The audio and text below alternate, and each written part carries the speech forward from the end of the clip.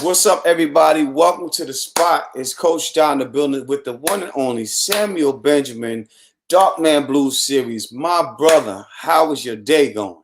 It's a great day. I'm glad to be on with you as well. Good, good. I am very excited. I've been waiting, anticipating this from the moment you told me this new book was coming. I'm very excited that it's here. I can't wait to hear. Before we start getting into any poems, tell the people who you are, where you're from, and let them know what you do. Let them know what it is that you do. Okay, so I am Samuel Rain Benjamin, author, poet, entrepreneur, actor. I'm trying to put all that into one thing. I'm the co-founder of Innate Divinity Books. We do a lot of different things with that. We got a lot of great stuff coming up. Our website should be up within a couple of weeks, and you can log into it and let's see all the things that we're going to be offering. It's going to be great. We're going to have an IG show. We're going to have a Zoom show. We're going to have a YouTube channel. We're going to do a podcast, and all that's coming along with everything that we do. So I've been writing for well over 20 years. Wow. And before I even put out my first project, I will let you know that I had to retrain myself to be a writer. You know, so people, you have to put in the work. I wrote for 6 years before I put out my first book. Wow. And so I got my master's, then I got my PhD. So now I'm Complicated Passions. Hey man, I love it. Yeah. So let's talk about that process. Like, so a poem, an idea comes to your mind, wherever that comes from, right? What's that process and what does that look like? Like, kind of give us a peek into what that process looks like for you. You get an idea, what happens? I get in. Well, if I'm going to sit down and write, I know when I first started writing, I was on a mission to write 7 poems a day. Okay, and so the whole concept was just to write, and even if they were bad, I was going to write 7 poems a day. Gotcha. So I continued that mission, and so in that first 6 years, I know I must have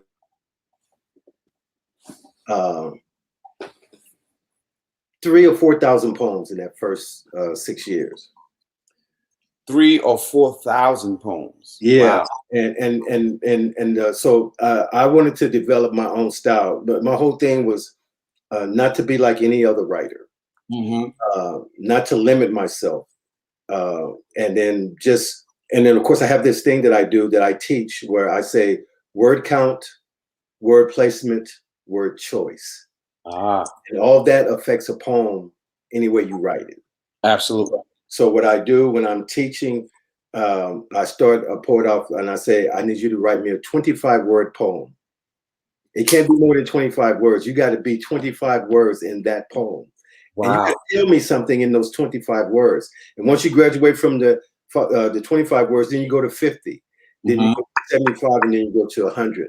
And then in that process, you learn to self-edit, to take words out that you don't need in that particular piece. Right. I'm trying to set my I'm put my live up here, my IG live, in case we get some folks who want to chime in from there. Yeah, and then so as I'm writing myself and writing all these poems, and then what I do is I know a lot of people say, "Oh, this piece doesn't have a title." Every piece I write has a title. So the title itself will lead you to write the poem. Gotcha.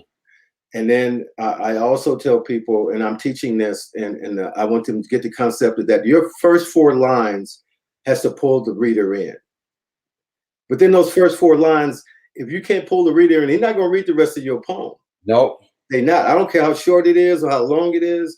If you don't grab them with that first word, or that first line, and here it is, that first line creates your second line.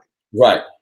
And then the third line and the fourth line. Now, beyond that, you have to reach within yourself to bring out the rest of that piece. So my poems have a beginning, a body, and an ending. Now, I got a dope poet calling me now. Yeah, he's in Darkman Blues. This young brother, wow, I have to tell him that, hey, I got to call you back.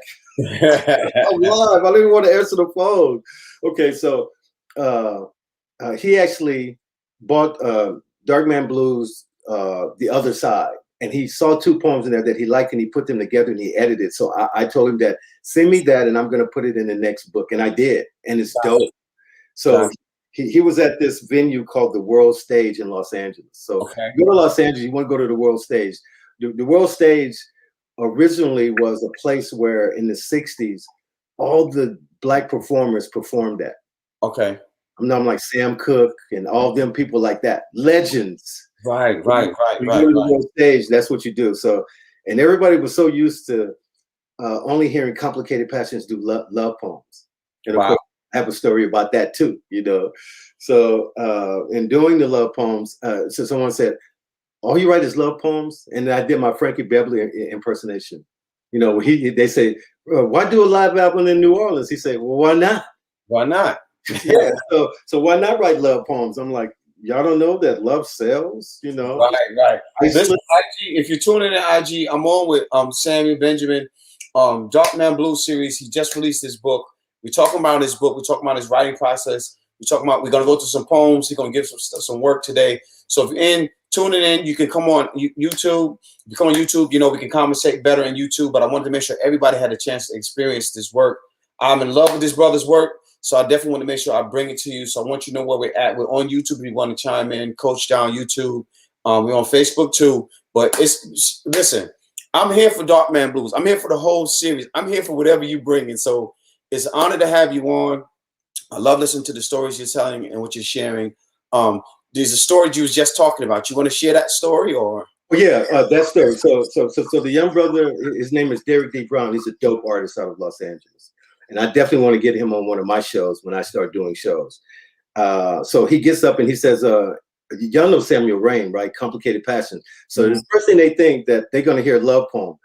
He spits something from Darkman Blues, and they are blown away. They're like, we didn't know he wrote like that. Wow. now you know. So that was real cool. So I appreciate that young brother doing that for me, and reading and appreciating my work as an artist. You know, so you want other people to appreciate your work, and you write for a reason. You know, and it's you share a part of yourself. So I tell people when I write something, it's from my soul. I don't make up anything. I've lived it, or I want to. I even dreamt it, you know. So all those things that come from me or come from within inside. So I tell people that they say, "Well, I can't write like that." I say, "Well, you haven't freed your emotions." Whoa, like that. Talk about that. You can't write like that because you haven't freed your emotions. Wow, heavy statement. That's a heavy statement, but it's true. Yeah, you know. So and then it's like I tell you that thing about word count, word placement, and word choice. The words you choose are important. Yes. When I first started writing, there were words I used a lot, like hunger and desire and wanting, you know, because those are the words of passion, you know. So they say, you always use those same words. I said, but look how many different stories I tell with those words. Did you hear the other words that I said that went along with that? And then you'll get it, you know. So I had written this book called The Hunger. Oh. And it's a poem called The Hunger. So, you know, and that's a book that people can't get right now. But a lot of all those books, there are 8 books that people can't get right now. Gotcha. They are coming back so that they will see the process of me writing those 3,000 to 4,000 poems before I got to where I am right now. And to write, it's like, if you want to be a poet, I'm not talking about a spoken word artist, because spoken word artist can't write a poem in one day, you know, because he's got to tweak it, he's got to get it, and then it may take him a week. It may even take him a month to write a poem, just one. And in that month, and I remember one year, it was what's that, National Poetry Month. Everybody said write a poem a day. Poem a day. I wrote 300. Jeez. In that 1 month. Wow. And it turned into 4 books called the Foreplay series. Wow. And they're dope. And you can't get that book right now, but the people that got that book when it was available, I'm sure they enjoyed those 4 books. Yeah. Those 4 books are coming back, you know. Awesome. Yeah. So how many books in total do you have at this point? Okay, so what I published 19 books. Wow. But I've written 30. Wow. So I have 11 books that are not out yet. Wow. and I'm gonna keep writing. So my goal is to get to beyond 50. I think you and AJ are the probably only two poets that I know that writes in that capacity. That number of books. That's a lot of writing. Yeah, that's well, you know, at one time, I like I said, I was writing every day. There's no set time when I write. There's a feeling when I write. Right. Big difference. Someone could say something to me in conversation, and as soon as I get off the phone, I've already written it down. You already got it. Yeah. And then I'm gonna write that poem. Yeah. It's like, and then like the poem that got me into the movie was, I called the poem Again because I wanted to own the line that was in the poem. Okay. And there's nothing to teach you that titles cannot be copywritten. Only the body of the work is copywritten. So if you have a dope line, then that dope line says like, if I were making love, you would be the only recipe I need. I own that line. Wow. You can't use that without my permission. Wow. So now the book title is My Recipe for Love. Okay. But the line is if I were making love, you would be the only recipe I need. Wow. And so then I tell people about word choice and so spelling and it's an erotic poem because when I wrote the initial My Recipe for Love, it was only like about maybe 60 words. Okay. And so I went to Job Corps to spit poetry to the young people. Oh wow. And they loved it. And I'm like, okay, this poem ain't long enough. I need to fix it. So when I got home, I had started writing a poem called An Erotic Interpretation of Love. Okay. So I put the two poems together. And then when I'm talking about word choice, so it's like when I spell the word come, it's COME. Mm-hmm. But when I say it, it sounds like I'm saying the other word. Right. Read it, and then so just a line in there says, I say, even your dreams will come. Wow. You know, so and then when they was like, was that? Did he say that? Yeah, but you need to read it so you can see exactly what I said. Because one thing that I have this thing that if it's not beautiful, then it can't be loved. Wow. If my grandmother can't read it, then it's not working. I've always said that even if it was an erotic poem that I wrote, even if it's an erotic piece, I want to be able to read this erotic piece in front of grandparents and then not feel like they feel disrespected. Right? Like they don't feel like the vulgarities had taken them to a place that they feel like they should have been warned that this was going to be happening today.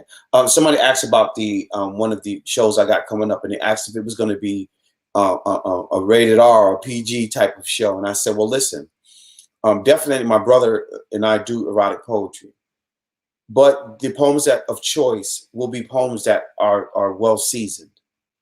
And I don't, not people who use the vulgarities. It's just not a favorite of mine. I don't like the vulgarities in erotic poetry, not when I'm writing it. You know what I mean? And again, like I said, I want to be like you. I want to be able to do this poem in front of grandma and she not feel that I've violated her with some of the things that I've said. Exactly. Now, you know, that's a great lead into this moment right here. Now, wait a minute. There you go. This book right here, Love in the Conversation, was every poem that I wrote in this book, I actually shared with a 79-year-old grandmother. Oh, wow. And I dedicated the book to her. So I would call her and recite the poems that I was writing as I was writing this book. Didn't know I was going to dedicate it to her because I didn't know she was going to pass away. Mm-hmm. So, and the true story, because that's a true story, I mailed her daughter a book, which was My Recipe for Love. Okay. The her mother got it, and then the daughter could not get the book back. So I said, let me talk to your mother. And I did, and we became friends instantly. Wow. And we exchanged numbers, and I would call her and spit poetry to her. Wow. You know, she lived in Ohio, okay? So I would call her, and I made sure that I could call before a certain time because, you know, she go to sleep. So I would call her and recite at least 3 or 4 poems to her every time that I called her. And it was out of this book. Yeah. And she loved it. And it said it gave her so much peace to hear that. And then she said something to me, and I tell friends, because I have a friend that tells me she lived in Virginia, and she said, no, actually she lived in North Carolina at the time. And she said, you need to let the air out of your head. I said, I do every night. I'm not trying to float away. I'm trying to blow up every day. So in order to blow up every day, I need to come down to earth. Yeah. So it could be a moment to where I'm the dopest poet on the planet. And you should always feel that way. You know, I hear people say, oh, I don't want to spit behind that poet. That was dope. I can't handle it. I'm like, give me the mic. You know, I'll be next. Yeah. And it helped me write this poem called Emotional Creature. Okay. Where I say, I am an emotional creature. And I'm about to murder this, even though I'm not the feature. And that killed one day. I killed that episode. Because the feature was my friend Derek D. Brown. And I spit that line. They let me up to the mic before he came up. Okay. And they had so many questions for me after that. They're like, wow, you just killed it. I'm like, yeah, well, you're supposed to do that every time you get on the mic. Every time you get on the mic. You're supposed to be a feature. Even if you only got 5 minutes. Yeah. Feature. I will be honest. I've appeared at open mics in other places, and I get on and I'll do a piece. And if I didn't give it my all, I'd feel really bad because I feel like I wasted that moment. You have to capture every single moment. And so if I'm going to get on the mic, whether I'm the feature or not, it's in my mind, I want you to think that in this moment, I'm the best poet in this position in this moment. That's what it should be. Yeah, I was traveling with a friend. I took him on tour with me one time. So we were up in Sacramento and we started the show and there wasn't hardly anybody in the audience. And he said, you killed it. He said, then when there many people there, I said, I don't care if it's 1,000 people or one person, I'm gonna give them the same performance I do. Yeah. Because I'm not gonna cheat that one person out of what 1,000 people could have gotten. You know, it's funny you mentioned Sacramento. I've never been to California but one time. And it was in Sacramento. I performed in Sacramento. Okay. Yeah, I performed in Sacramento. They got a lot of wineries up there. Oh, yeah, they do. You know, I mean, all up and down the coast. I mean, you know, it's like you can see my wine shelf now. It's starting to fill up because I'm drinking wine all the time. You know? Yeah. So in my going from coast to coast, you know, and I've been in different cities performing, and every time I'm on the mic, I'm always want to give my best because that's the first time they're seeing me. Right. You know, it's like I remember being in Houston in 2017, and I walk into this venue called the Library, and I walk in, and so I like to get there early because I need to see who's coming into the venue. I need to know that when I'm doing my poetry, if there's a couple I'm going to address it to, or a single person I'm going to address it to, so that I have that flow, so I know the whole flow of the crowd. Yeah. And so I walk in, and I walk up to the host, and I said, "I'm Samuel Rain," and she says, "I know who you are." I'm like, whoa! I'm like, I was blown away. You know, I'm like, how you know me? You know, so.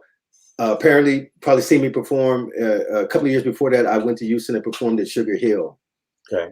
And so you sign up the list, and I said, Complicated Passions from Los Angeles, you know. So when I got up to perform and they introduced me, the DJ, she started playing California Love. Okay. When I finished performing, she was playing Lenny Williams. Wow. Yes. Wow. So you know that was dope. Yeah. I got chills walking off the stage when I heard that. You know, Lenny Williams come on after I finished performing. Yeah. I think one of the greatest things about being a performer, it doesn't matter whatever your genre is, there's no better feeling than when somebody already knows who you are and you not have a clue who that person is. And so today I'm running around with my business consultant, and we're checking out venues and different things we're doing for the business and all. And everywhere I'm going, you know, there's like people and I got a mask on, and I'm like, how the hell do they know this is me, right? Yeah. But that is something I'm getting used to it now, because I didn't. When somebody says, and here's a question for you, and I'm explaining why I'm asking this. When somebody says they're a fan of your work, what does that feel like for you? Because for me, I'm kind of getting used to hearing it now, but initially I didn't understand that. Like, you know, I'm a poet, right? This is what I do. I understand it, but I hadn't gotten used to that. I'm a fan of your work kind of thing. So what does that say to you? How does that make you feel when someone says they're a fan of your work? I'm honored when someone's a fan of my work. Mm-hmm. And I could take it from a bunch of different experiences. It's like, if I can move you, like I had one young lady tell me, I didn't know love was supposed to be like this. Wow. You know, and so they understood what they were reading. They got the whole concept. I was performing at the Coffee Cartel in Redondo Beach in Los Angeles one night. And so when they took a break before the feature came on, I stepped outside and an elderly white lady walked up to me and said, Samuel, you're the greatest love poet I've ever heard. Wow. That wasn't the first time I heard that. Wow. Because I had another elderly lady tell me the same thing. I performed at a church and the lady walked up to me. She says, that was so erotic, but it was so beautiful. That's it. That's it. This is what I told them. I says, what you're about to hear now, you can read in the Songs of Solomon. Yeah. So if you have any questions about what you're about to hear, you can go to that book for a reference. You can find, yeah. Because that's smooth, bro. That's smooth. That book is deeper than anything that I've written. Okay. Oh wow. What's the name of that book? Songs of Solomon. That's no. I thought you were talking about a book that you wrote. Well, if you read that, the Songs of Solomon, you see how deep it is. It is very deep. Absolutely. It's very deep. Absolutely. I mean, no preacher that when I was going to church, no preacher ever would say, you turn to this chapter, this verse of the Songs of Solomon, we're going to read this. They don't do it. They won't do it. They will not do it. Yeah, I agree on that. So when I think of something like this was a dope line, anyone could have thought of it. The words are so simple. I tell people that I use simple words. I use everyday words that the reader can relate to. I won't use a big word at all, because if I have to explain what that word is, then it defeats the whole purpose of the poem. So I dropped this line one time, and it was so dope that when I did it, I was performing in Long Beach, California, and so the host introduced me. He's standing up on the stage, so I stand up. And he's waiting for me to come to the stage. He's not even looking in the audience. He's just waiting for me to come to the stage. I'm waiting for him to get off the stage so that I can start performing in the audience as I walk to the mic. So I dropped this dope line. And once he got off the stage, I dropped this dope line. I turned to my right and I told the young lady, I said, become the words I can't write down. Wow. Okay. Yeah. Simple. Just simple, you know. So it's like, that's what I do. When I was on tour one time, I did a tour called Complicated Passions in the Round. And that tour was basically, I'm not standing on the stage. I'm going to perform my wireless mic in the audience. Walk around the audience and everyone could get a taste of this. Because you can't taste it every time from the stage. You could hear a poet do their thing, but it's not like being right next to the person in the audience, you know. Different. I performed at Swams in Los Angeles. That's a place that you're going to need to perform at when you go to Los Angeles. Okay. Let me know when you come. You want to come to LA? I will get you a feature at Swams. Okay. Bet. Everyone that I introduced to the host, his name is Lorenzo Frank. They always get, I can get you a feature at Swams, no problem. Awesome. Yeah. So brother, we soon as it gets a little less COVID-y, right? When these COVID-y streets calm down, we planning to come to LA. Can you see that message Miss Betty put up there? Yeah. I was supposed to perform at the Brickyard, but the COVID hit and then I got canceled.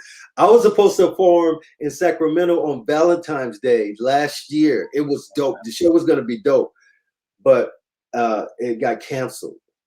And I was going to be performing with Terry Moore. He's a local poet in Sac. And I was going to perform there. And I had performed in Sacramento before, so they knew me, you know, and the host of the show, he wanted me, and I'm like, wow. And I was going to kill it. I know I was going to kill it. I was ready, you know, to do my thing. And then they canceled because of COVID.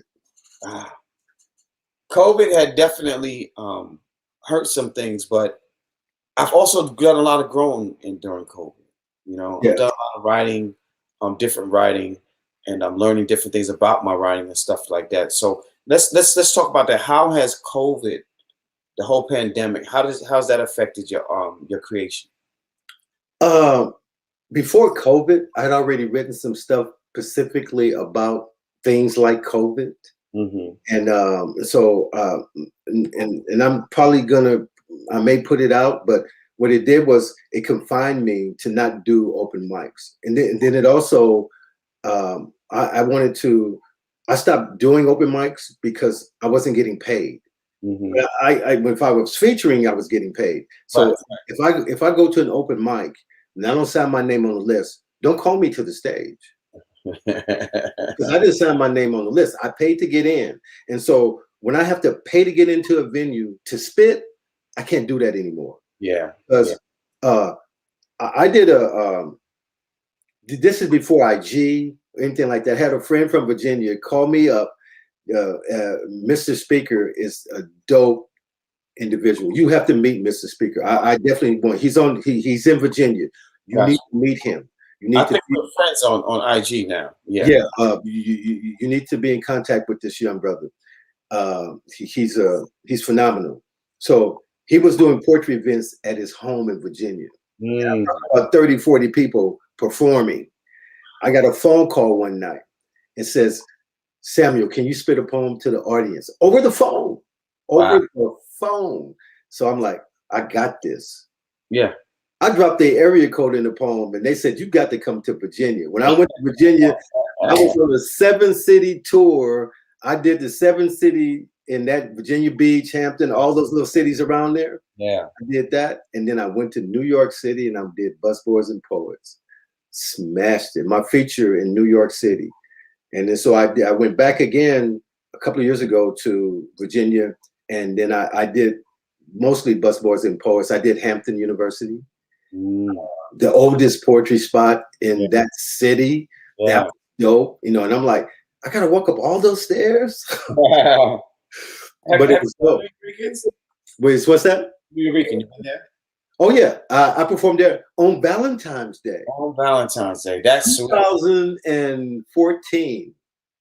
I slammed at New York accidentally. I was going for open mic. It was slam night. Slammed. And I was final stage with a poet from LA. I forgot his name, but it's a dope poet from LA. He beat me. I came second place to him. Because had he not been there, I would have cleaned the boards. But he was phenomenal.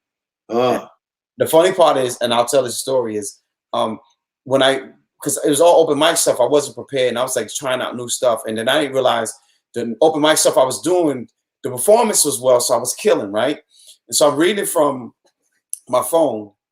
And I get a phone call in the middle of my, so I'm freestyling the rest of the way about the phone call, and I would have had the average poet, but he came through and he killed. I forgot the brother name. I'll text it to you later. But because I'm sure that I definitely know him.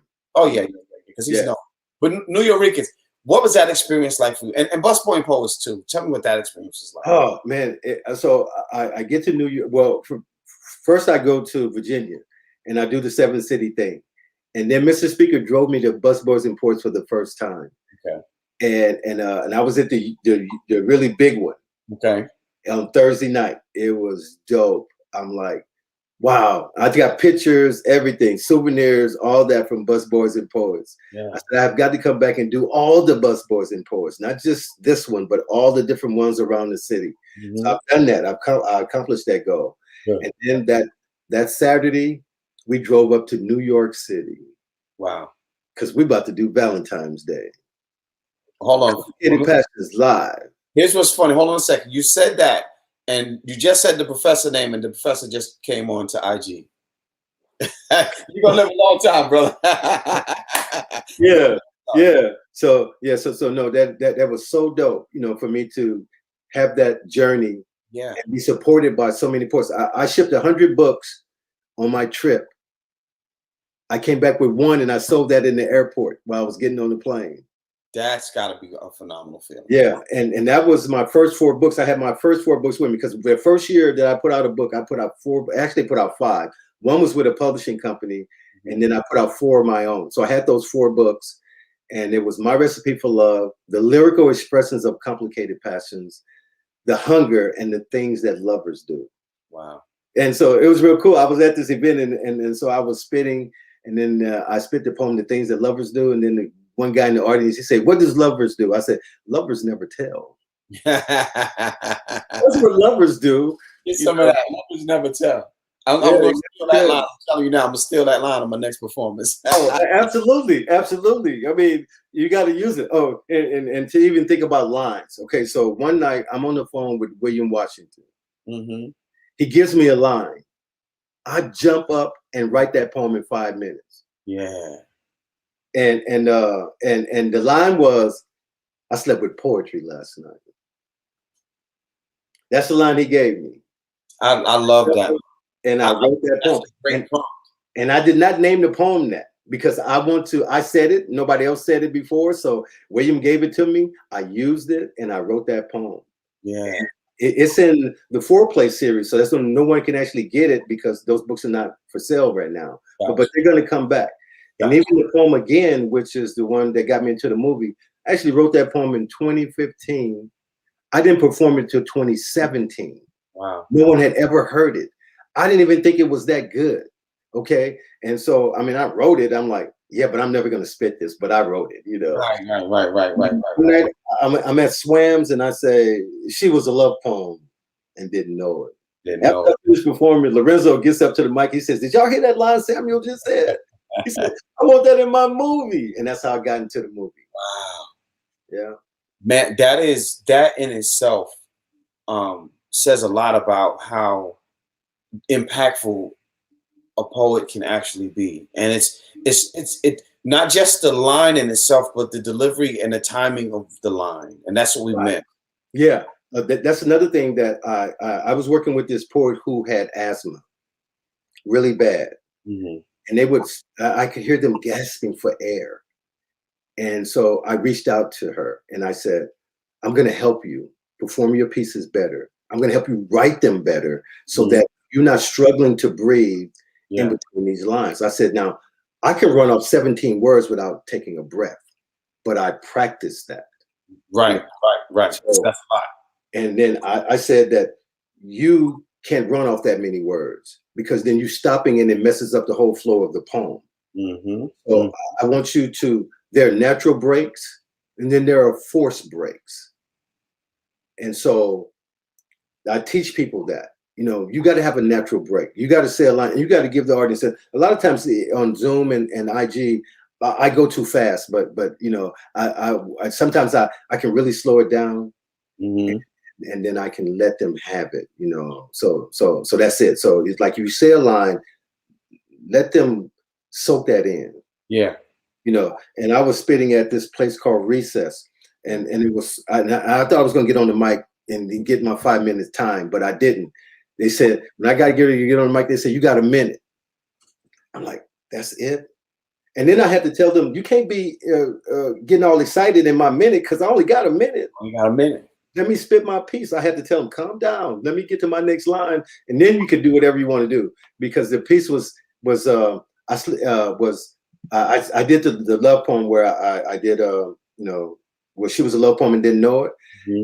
Then the filler word is, well, no, a transitional word is what it is. It's so. That's the transitional word. They got me to, I slept with poetry last night. And when I spit that line, man, they just blew up. And it's like, oh, that's dope. No, because you ain't never heard that. That's why. Mm-hmm. You know, I said, and that's why I will continue to do love poems, but I'm in the Darkman Blues phase right now. And because Darkman Blues is so dope. And that's a project that this book, the new book, that's the new book. That book right there. I actually wrote this book 3 years ago. Wow. And the previous books before that, like you need to check out The Other Side. The Other Side is a book. It's a Darkman Blues book. It's the other side of the title of the other book was If It Were Me. If It Were Me. So the other side is the other side of If It Were Me. So what I did was I have this dope editor. Uh-huh. And I gave him the book and I said, do your thing. Right.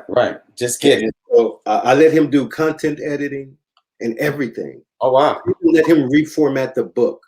So If It Were Me, if you had a copy of If It Were Me, it has white pages. Okay. The other side has gray pages. But it also has other effects in it that you know, that you'll notice. because the poems are not in the same order and they've been re-edited, reformatted, and it's the different read. So when I'm reading, a lot of times when I write something, the original thing like Dark Girl Magic, the original write of Dark Girl Magic, I put it on a picture, and that's the original write. But the rewrite is what I spit. Mm. You know, so there's 3 different versions of Dark Girl Magic that I can actually spit. Gotcha. So and then and this was when people say, "Oh, you're not gonna be able to sell that." One poem, $25. Excuse me. So if you can give me $25 for one poem, you give me $25 for a book of 30 or 40 or 50 poems. Absolutely. Absolutely. Yeah. Let me ask you, let's talk about the transition, right? And how you, and I'm going to use me as an example first. I remember when I first began to recite my poetry in venues, at my own venue at that, right? Because we started our own venue. That's when I started doing as an adult anyway. And I've learned how I might write a poem away, but when I perform it, it's different, right? So let me ask you, when you step to the mic, because you know how we go, we like, okay, I'm going, and these are the poems I'm doing. And then you get there and it's like, nah, I'm gonna do this one instead, right? Because we all go through that, right? Tell me what happens when there's a poem that you know it forward and backwards, but the vibe forces you to do it another kind of way, right? In that moment, what does that feel like for you? Because I actually love that the crowd makes me go another way. But what does that feel like for you? Okay, I would tell you that if I go to the same venue that I've been to before, and they've heard me do this poem a certain way, when I come back, I'm not going to do it the same way. I'm going to add a different flavor to it. It may have a new beginning. It may even go to the original way I wrote it. So it depends on the whole audience. Like I got these 3 poems in the book, My Recipe for Love, that I flow back to back, and they tell a story. So one time I go to perform it, and when I get to, and I say, if I were making love, and then I said, hold that thought. And I walked off the stage. I walked off the stage. That was it. Wow. I'm done. They was like, the audience was stunned. They was like, with their mouth open. Oh, I did. Oh. I did. You know, because the line is saying, if I were making love, the next line is, you would be the only recipe I need. If I were making love, you would be the only recipe I need. Yes. Ladies, if a man says that to you, what do you do? Do you not lose your freaking mind? I want to know. Ladies, tell me what would you do if your man says that to you tonight? Yeah. It's so cool about Mr. Speaker. He helped sell a lot of my books. I'm going to tell you. He told the audience, he says, Samuel Rain can't say all these lines ever. He's right, because there are poems in that book that I will never recite, but they are dope. I was looking at something, I'm like, I've never recited this. This piece is dope. We have to learn this piece. And the thing about it is that it's short enough for me to learn to put with other poems to tell a story. A story. You know, so that's it. So like, there's a set that I do that I'm doing another poet's poem in that set. Wow. And so the poem was written by Eric Devon, and he's my editor. So we read each other's projects. So I got a chance to read his book before it came out. So when I got to this poem, I'm like, I'm reciting this. So I tell him, I said, when this book comes out, I'm reciting. And then he wasn't even put the poem in the book. He put the poem in the book so that I would recite it after I told him I wanted to. Wow. And the piece is so dope. Like, I performed that piece one time in Spokane, Washington.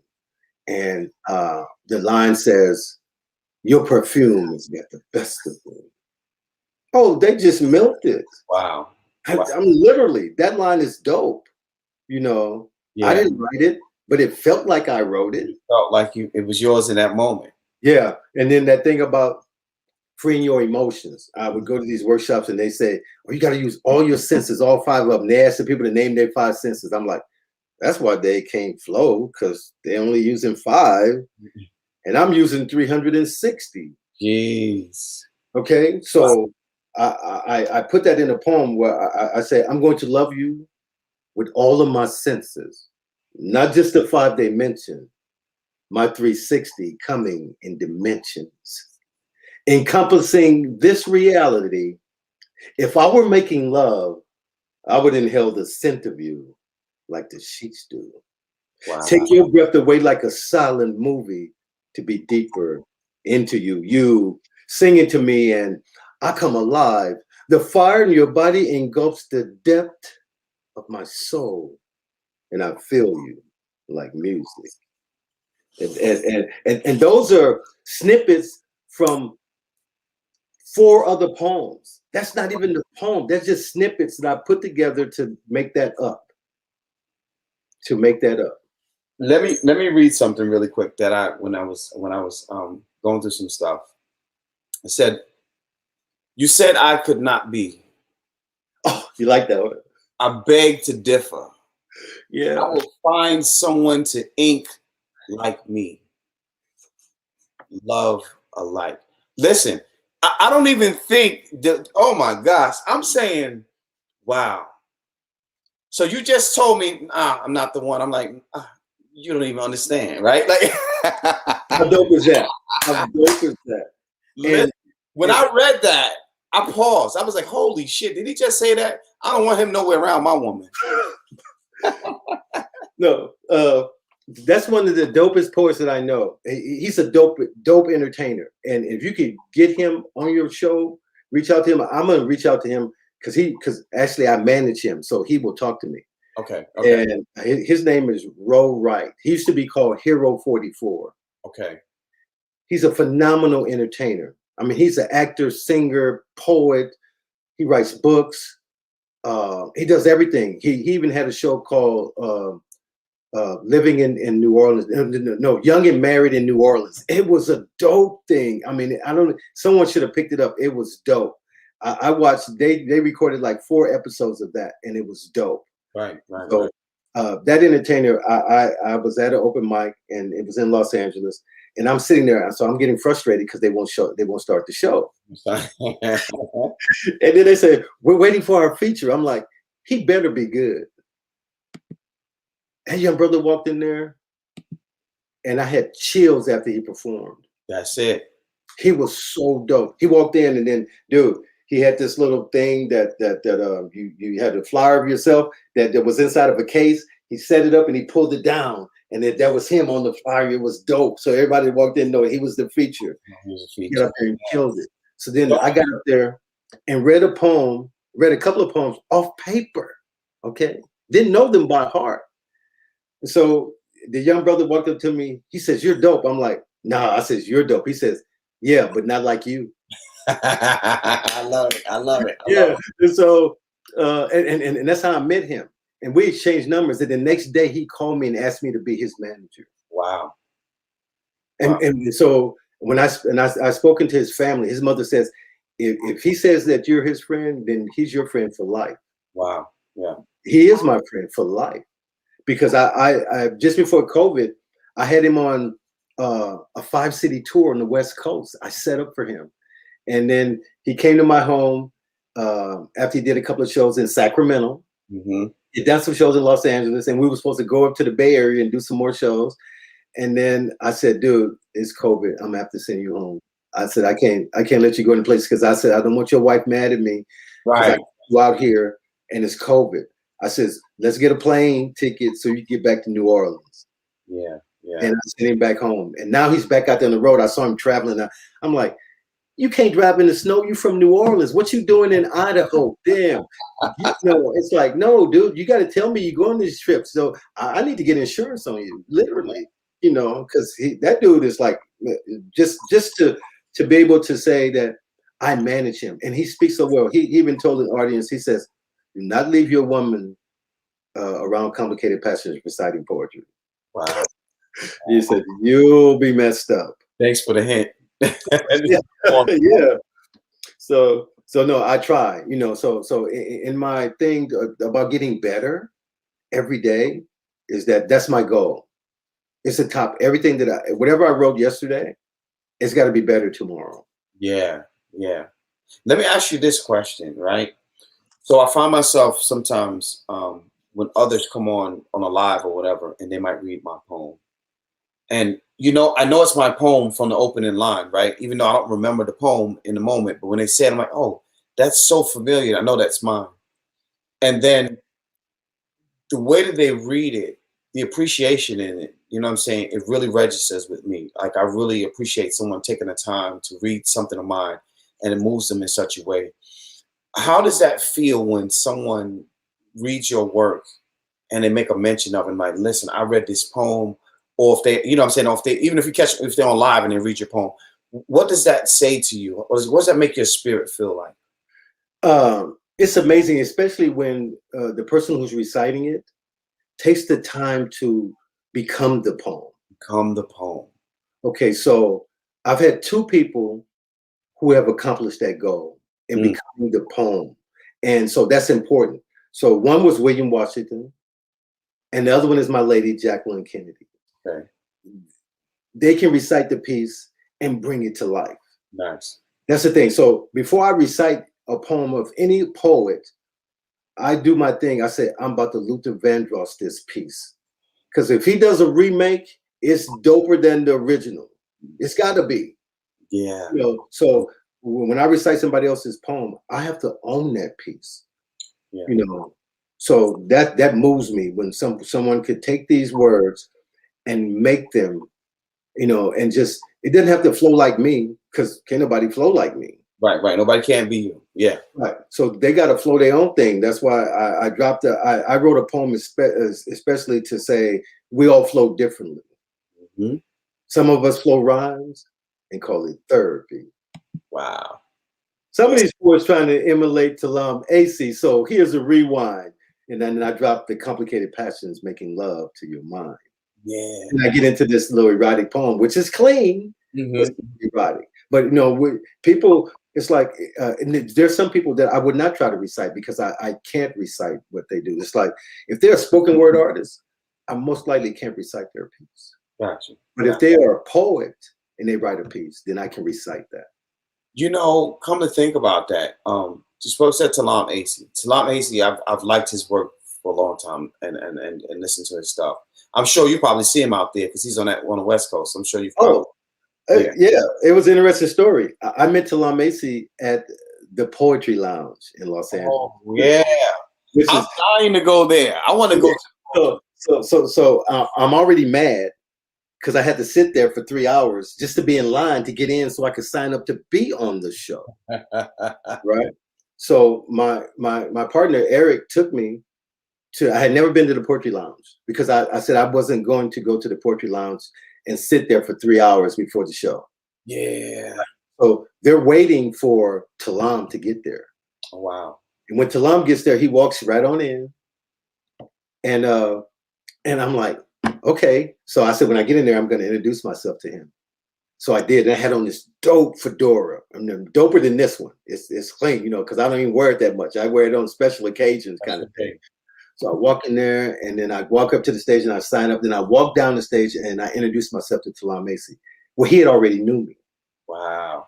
Because his wife was a poet who asked me to manage her. And I told her, she said, can you make me like this guy? And I'm like, no, you have to make yourself like that guy. Yeah. I can't make you into a poet. You have to do it yourself. I can point you in certain directions. I could tell you things that you need to do. It's like when I managed Hero 44, he gave me everything to promote him so that if I was talking about how good he was, when I send the people his promotional kit, they said, he's everything that you said. I'm like, yeah, because I got to come like that, you know? Yeah. So that's when I dropped that dope line from a poem was that at the Poetry Lounge, they said you got 3 minutes, just 3 minutes on the mic. And if you go over, they start playing music. Oh, if you continue to go over, the music gets louder. If you continue to go over, they cut the lights off. And if you continue, then they don't let you back in there no more. Oh, wow. So you got 3 minutes. So that's when I thought of this poem. And while I was sitting there listening to the guy talk, you know, about the rules. What's his name? He's a dope poet because he friended me up. And I'm like, wow, he friended me up. I was shocked. Because he been on Def Poetry Jam and all them other places. And he hosts the I'm wondering who it is. I might know them. I'm trying to think of his name because he's about 5'7", 5'8", light complected young brother. Like Cuban. Who? Cuban. No. The name's gonna come to me. Hopefully, but he hosts the poetry lounge, and so he was telling everybody about the rules. So I get up there and I'm like, I'm gonna drop this, and I in my head while people were performing, I was rehearsing in my head because I said I gotta drop this ad lib before I do my poem. So that's when I dropped the emotional creature, and I said I'm about to murder this 3-minute feature, and that killed it right there. Yeah. I owned it after that. 3 minutes is both a short time and a lot of time.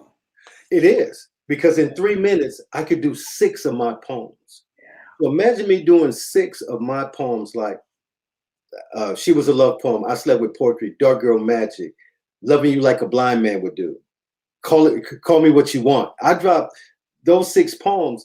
I didn't smash it because those 6 poems got dope ass lines in them. Right. The metaphors in those poems are off the chain. It's like that poem where I say the line says, "Call me what you want, but love me like you're insane." Yeah. So who thought of that? I did. So I appreciate poetry that's like, butter on top of hot pancakes. Yeah. I mean, when poetry does that for me, when I can let it just be, like I don't have to force it. Don't get me wrong, I love complicated poems too. There's a time when you want to try to figure out what is he talking about, right? There's times that I like that. I want to do the work. But there's times I want poems to just take me, right? And I like to write poems that just take me, which is why some of my poems I use a certain voice, right? And you go into that character and you take that, and that has to take the poem. Tell me about that process for you. Like when you do a poem, because for me, when I hear it as I'm writing it, all of my poems start off as freestyles. I'm freestyling in my mind, and then it goes to paper. But I'm hearing a voice, and it doesn't always match the voice that I'm going to perform it with at the time, but it takes me there. So tell me, how does that work for you? Like, are you hearing the voice say the poem when you're reading it, or it comes later on? How's that work for you? When I write a piece, and after I write it, and then I spit it, and then it could be in different tones. Mm-hmm. And then, so because I'm a baritone, I have that range between going a little bit deeper and not too higher than a baritone. And then of course the words and how I write the poetry. So once you see how a book, you saw the poems that I sent you, how they were formatted on the page. Yes. That's how I read them, how they're formatted on the page. So when you see those words, and then the next line goes in, and then it's an indent, that means that I'm waiting. I just told you something. Yeah. And then for a second or two before I say my next word. Right. I want you to catch it. Yeah. I want you to catch it. And then I say the next word. So that's when I'm really studying everything that I do. So and then I could do poems differently. So it depends on the audience. Mm-hmm. It depends on how much wine I've had in me as well. That's always going to play a part. So I drank one time, and then I said, no, you can't drink while you're performing because you're actually working. Okay, so you can't have a drink. So that I stopped that instantly. That was a no, not going to happen again. So and because you'll forget. I mean, hell, I got so many poems in my head, and I could get going. If the audience gets me going, then I'll forget the next line in the poem. I hate that. That. And I did a show recently on Zoom, and I wanted to give them this second part of this poem, but when I got to it, I couldn't remember what the line was. And I was like, oh snap! I'm like, and that line with that particular part of the poem, because it's an ad lib, and then it's 2 poems. No, it's an ad lib, and then it's 4 poems after that, and then another ad lib. That piece is dope because it's how I introduce myself. Actually, it's 5 pieces in ad lib because I introduce myself by just telling the story. And then the story says it was a moment of anticipation. And so, and then I get to introduce myself, and then I say, I am Complicated Passions, the voice behind this pen. And I took that voice behind this pen from a show that comes on Blog Talk. Oh, They say voices behind the pen. wow. And so I ad-libbed that into my intro. Another ad-lib was where I say, and I breathe through paper. Because I do. I breathe through paper. So I was able to take those and use them to introduce myself as a writer. And that's what, and it was a show on Blog Talk called Breathing Through Paper and Voices Behind the Pen. So I took both of those and said, I am Complicated Passions, the voice behind this pen. And I breathe through paper. Then I tell them, you have only loved this deep in your dreams. Now, imagine these affections whispering to the moment you come to hear me passionately saying, I'm not done. I seek to find your love's end. I so want to over and over. So tell me, how do you love me after you make love to me? Yeah. And those are all, that's all an ad lib that I put together, and actually put it together one time driving in my car to the Griot Cafe. I have a 15-minute drive to the Griot Cafe, and I put that in my head and I spit it, killed it. And then I did this poem called The Speed of Love. And The Speed of Love came from when I was younger. I had a young friend. He's a songwriter, and his name is Tony Haynes. We lived on the same street. Oh, wow. We was the H block because we lived on a street called Haskins. So it was 5 of us. We go play basketball together. Okay. And so Tony he could play the piano. So he run, and this is when I could sing falsettos. That was, I was really young then. So I had a high voice. So Tony comes down. He says, "Come down. I want you to sing this song for me." So I'm down in this garage singing this song, and I said, "Stop." I said, "You need to take this to Earth, Wind, and Fire." Oh, wow. He did. It was his first song. Wow. It's called The Speed of Love. You can look on that CD or album and you'll see his name, Tony Haynes. Wow. And the thing I know about editing and collaboration is that Maurice White's name is also on that song. So that means he had input into Tony's song with somebody else to make that song what it was. And it's called The Speed of Love. So my poem was, after I would do my little ad lib and everything and say, so tell me, how do you love me after you make love to me? And then I dropped another ad lib. Sometimes you make me want to scream. Now, people, they had to be old enough to know where that ad lib came from. Wow. Yeah. Wow. So then I say, so you need to hold on. The passion's on fire. My love like high on you. And then I get into the poem and everything. And then the line that got me to Virginia Beach the first time, like I did this over the phone. I was on my phone. The person called me and I was spitting, and the audience heard me over the phone. Wow. I said, like a ball needs a bat, 757. I had to hit that. They like went, oh, like, yes, I own it. It was so cool. I have listened to some of your work. Like I said, I've heard you on One on Poetry.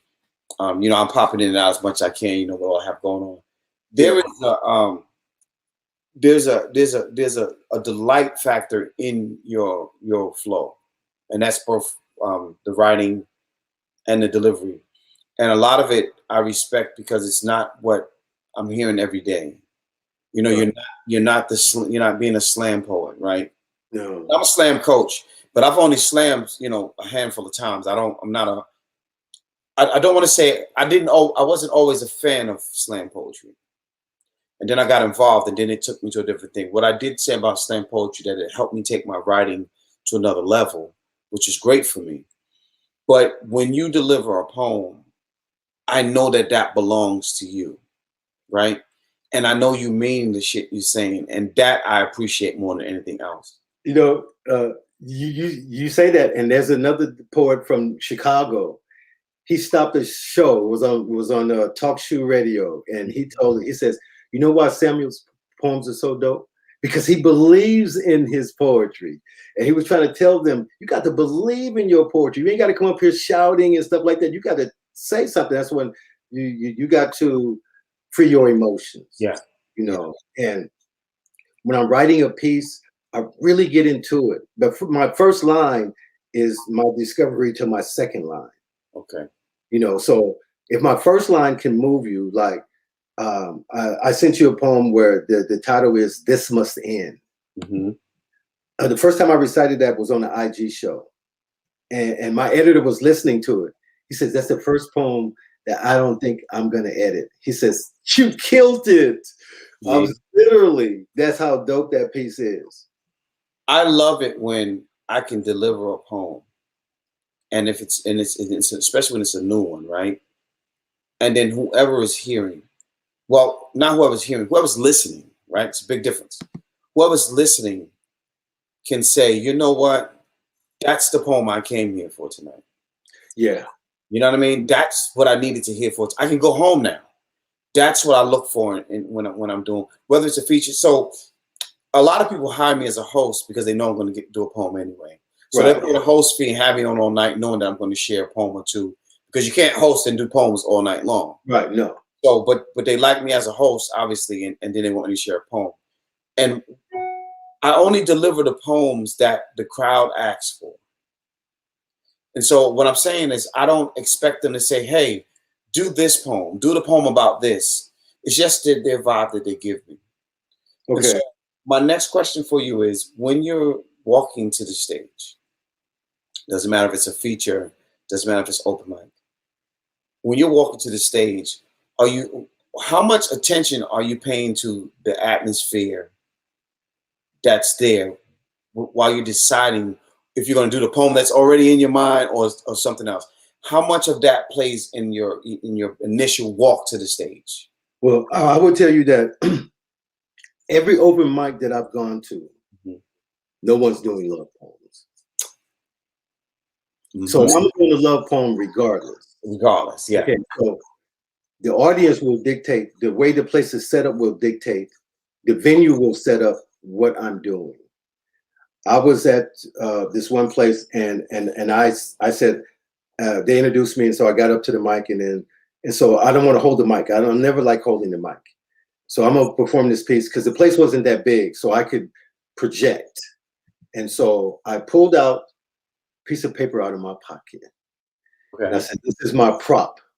And I read that piece, and then it was a conscious piece.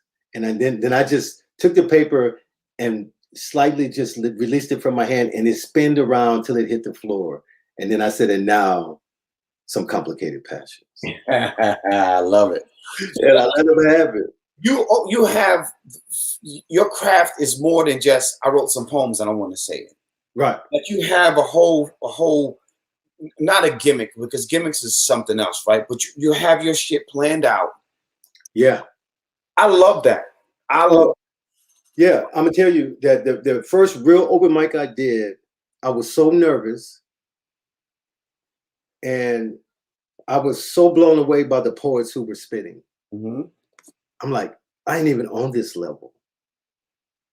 Period.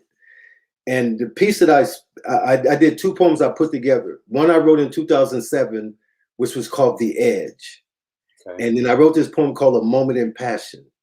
And I put the two together, and then I just renamed the poem "The Edge." And that's the one where I say, "Become the words I can't write down."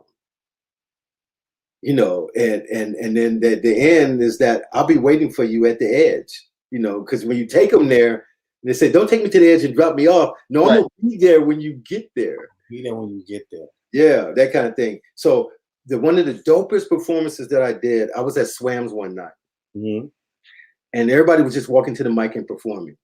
I'm like, nah, I'm about to kill this. And so they introduced me. The band is playing. They have a live band too. Wow. It's the dopest band in the land. Like the band that plays at the Apollo, this band is doper than them. Wow. You can play any song on just if artists come up there, if they want to sing something, the band can play it. All right. Without practice. Without practice. So they introduced me. So the band is playing, waiting for me to come to the mic because they know Complicated Passion is about to kill it. So then I look, and so I get the band leader to look at me, and then I said, "Bring it down." So then I get up, I'm already standing. So I start walking towards the mic. And so I turn to 3 ladies sitting in a booth. And I tell the lady, I love your hair and the way you wear it. Even if it's short, I'll still run my fingers through it. Yeah. You know, I owned it after that. The people in the venue, and Eric Devon was there, and he said, they said your intro was dope. I'm like, yeah, because you can't be the same every time you go to the mic. You cannot. You know, people will shout out, can I hear that? I don't know where she's been shopping at poem. You know, I'm like, dang, I don't want to do that anymore. You know, right. And so, and I mean, like, it's good. It's a nice little piece, but you know, and it comes with, it's a part of that set where I do the 5 poems plus that, and it's in that set because I'm telling this story, and then the person says, "Hold up, complicated. You can't be true." You know, because she says nobody loves like you say you do. She told me I taught the good game, so she packaged me up, categorized me as if I were a plaything, like she could get me off of a rack. I don't know where she's been shopping at. Maybe that's something I got from a movie or a TV show or something. That line, I don't know where she's been shopping at. Wow. So, you know, it's just like, take these words and own them like you own them, because there's nothing that I can say that hasn't already been said. It's how I say it. How you say it. Absolutely. It's how you say it. Yes, how you say it. So there are millions of phrases out there that people could use, and then some people overuse stuff. You know, it's like they try to get, you know, really like denial. Okay, so we know you're talking about the river now, and that's fine. But no, can you do that? Because it's been done too many times. I will not do that line. I would not say anything about the now, you know, or the now, or so however they say it. Right. So I have lines like, there are people that I used to do blog talk, and people used to come on and says, I am complicated passions. I'm like, you wish you were complicated passions. And so then I would come on and say, the Marvin Gaye thing ain't nothing like the real thing. Mm-hmm. So, you know, if you can imitate me, and I would tell people, if you're going to do the line, do it right. Do it. Yeah. Do the shit. You picked to do it. Yeah, you know, it's like, don't try to change the line. I'm like, because that's like pleasurism, and you're trying to just like, because I said like a ball needs a bat, you know. So, and then I know the other line was like a watch keeps time, you know, and everybody knows. And I have this other poem that's in this book right here. It's called May I Be, and it's about being the protector of a person's heart. That's the whole concept of the poem. And so, and then when you read that, and then it's got a line in it, I'm gonna see, I just want to drop that line. I know the poem, and I actually like reading it from the book, because I want people, they say, you don't have any ebooks? I'm like, no, you need to hold the book in your hand and share it with somebody. You need to be sitting next to that person and tell them that your wanting takes me. Yeah, you know, so that's a simple line. Your wanting takes me. And then as you were doing a workshop, they would say, well, where? And then I say, from into all the moments of you. Wow. And then you just keep going. And then, okay, what is it? It's that kiss, you know, all the life I could ever be. And then the next line says, you were that next breath, captivating the very thought of me. Wow. You know, so this simple, I said, I'm going to use simple words, and I'm going to put them together with my voice and the arrangements of these pieces. And if they read it the way it's typed in the book, they will get that same flow, you know. I want to ask you this, talking about the people getting a feel of the book. And so I remember I wrote the last book I published was a book for my daughter. And it was a whole lot that went down with getting the editing done. It was just a bunch of stuff that didn't set off right for me. And so I ended up making a copy of it and having a bigger copy sent to me. And so instead of being a regular 6x9, it was 8x10 or whatever, 8x11, whatever size that is, that next size up, which is a big book. Right. But I needed to make sure that everything was right, so that when it goes through, because they took it back off to check it again, and I want to make sure everything is right. So I had it sent to me because I know it's going to take a while because of the way that everything was backed up. So anyway, I got the bigger book, and the feel of the book was perfect. Now this is an 8x11, I think it is, right? The feel was perfect. With your newest book, your latest book, when you got that book in your hand, even before you opened it, what was that feel like for you? Okay, so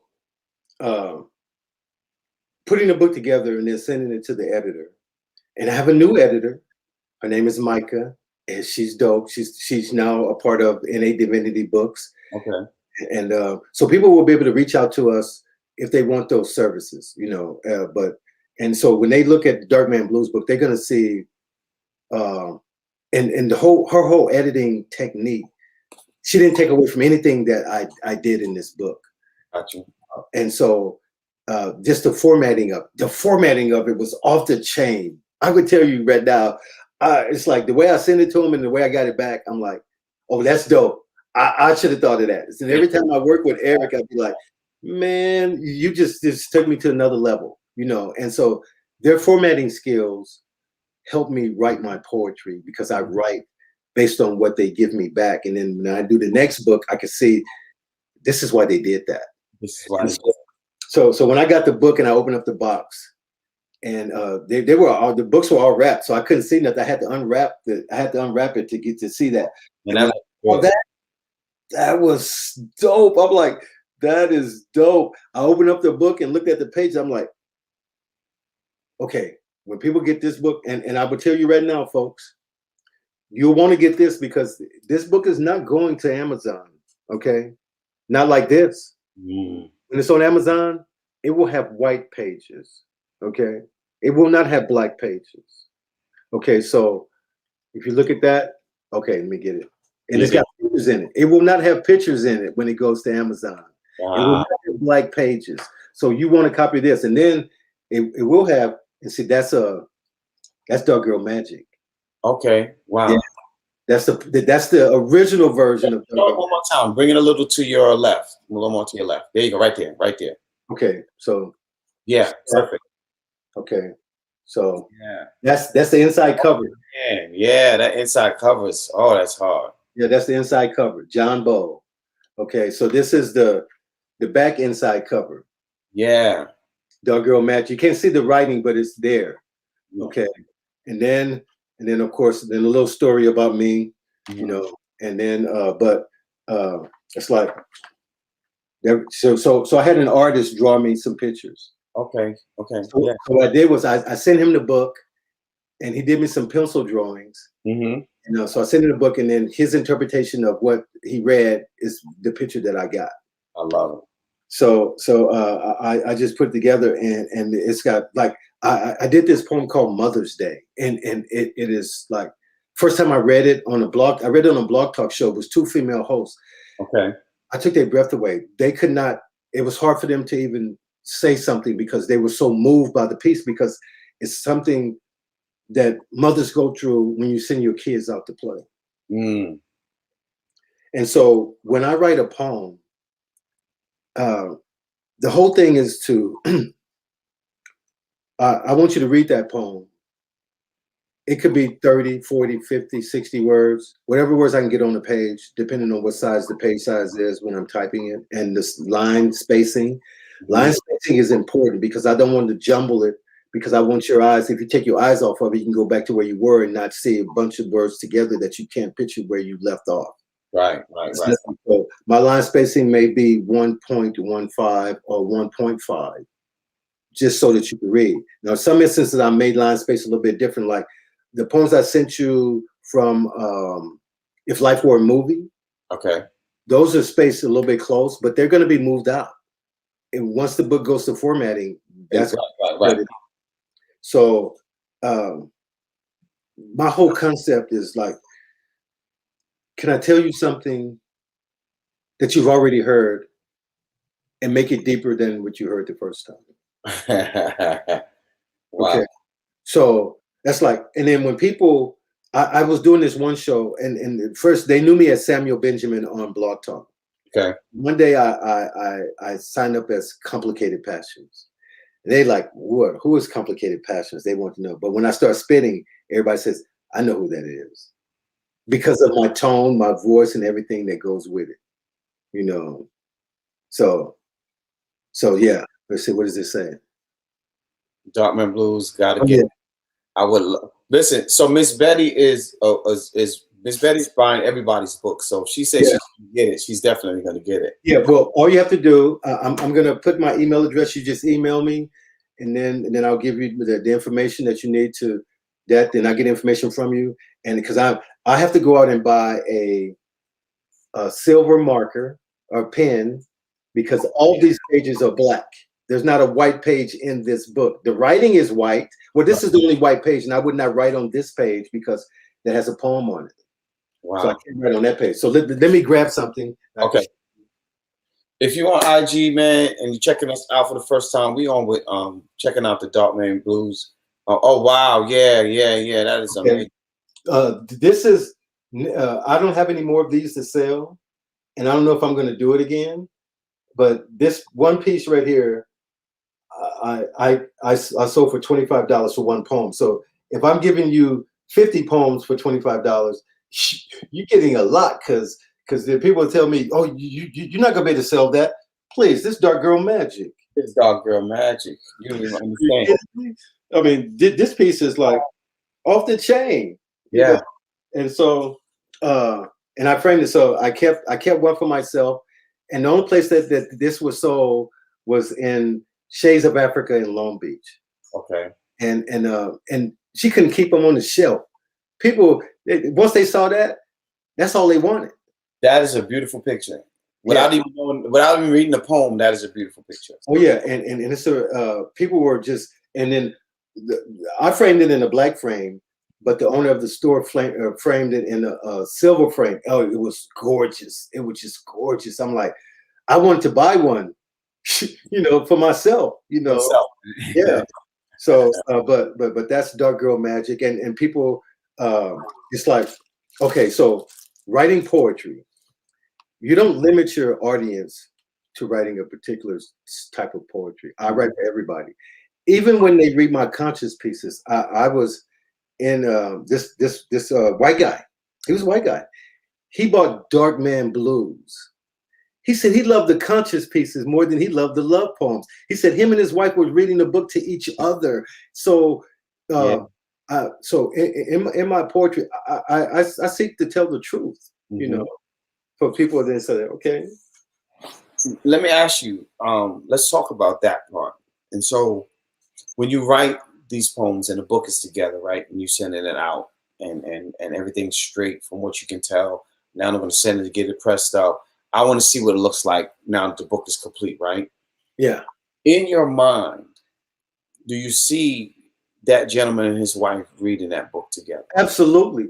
Yeah, that's what I'm talking about. Absolutely. He told me that story. In fact, I was on a public transportation bus. He was a bus driver. Wow. So because I like, instead of driving to downtown, I would ride the bus. Okay. Because you don't have to worry about parking, because you got to pay for parking and you got to drive into traffic. I could get on this one bus and ride straight to downtown, and I'm there. Yeah. And so I got back on the bus with him again. Now, when he bought the book, he was a training to be a bus driver, and he asked me. He said, "What do you do?" I says, "I'm a writer." He said, "What you write?" I said, "Poetry."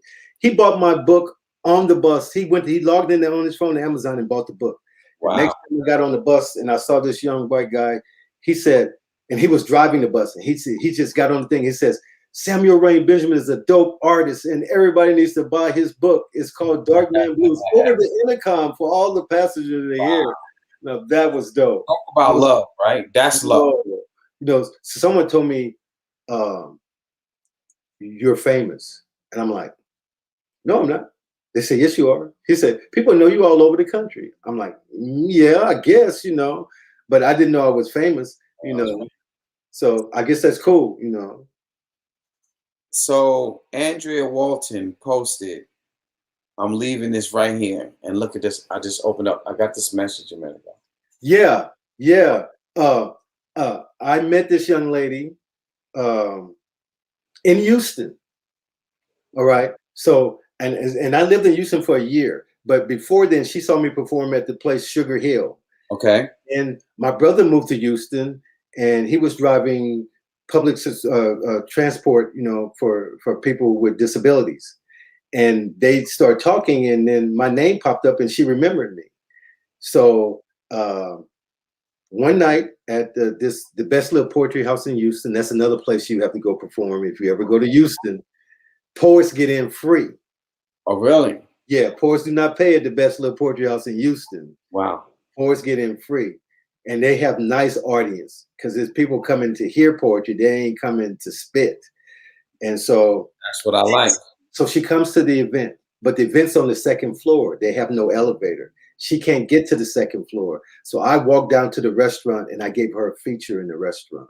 That's what I'm talking about. Yeah. And that's so what I'm talking about. Because poetry's bigger than me, and so the moment we forget that, we lose it. Yeah. Yeah. That's why I say that I respect every writer. And what's going to happen is that I'm not going to tell you how to write. Mm-hmm. That's you. But if you listen to what other people are doing, and I just said, I'm definitely never doing that. I'm never going to disrespect women. Never. I'm not going to do poetry that downgrades women. Mm-hmm. And one of the reasons that made me start writing poetry, writing love poems, was that I got tired of the rap music I was hearing and all the disrespect of women. Yeah. I said, that's disrespectful. I'm a son of a mother. I have a sister. I have a daughter, and I have a woman that I love. How could I write that kind of stuff? Yeah. Yeah. I can't. So that's why I write the way I write. Now, I do have sexual overtones in my poetry, but I think it's beautiful when I can play on words. Mm-hmm. Before I even knew what metaphors were, I was already writing them. I didn't even know what similes was, and I was already writing them because I knew I was destined to be a writer. Now, before I started writing love poems, I used to write, I was a radical.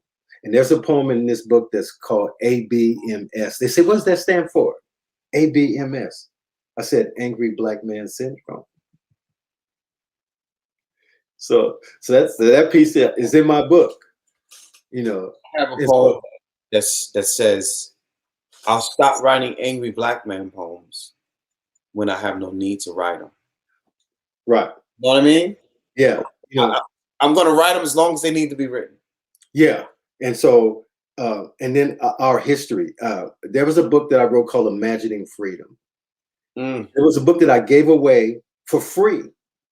Anybody that bought the 4-play series, they didn't get 4 books. They got 5 books. Wow. They got a book that was free.